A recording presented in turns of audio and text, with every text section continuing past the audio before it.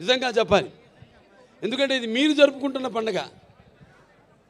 అది నేను ఒక సంధానకర్తని భగవంతుడికి. మీకు నాకు పద్మభూషణ్ రావడం అన్నది అది మరి మీరందరూ కూడా దాన్ని మీ సొంతంగా భావించి, ఎలాగైతే నందమూరి నాన్నగారు తర్వాత అన్నయ్య హరికృష్ణ గారి తర్వాత నన్ను ఇక్కడ మీ వాడిగా, మీలో ఒకటిగా, మీ గుండెల్లో నాకు మీకంటే కూడా చెప్తాను, నా సంగతికి వస్తాను.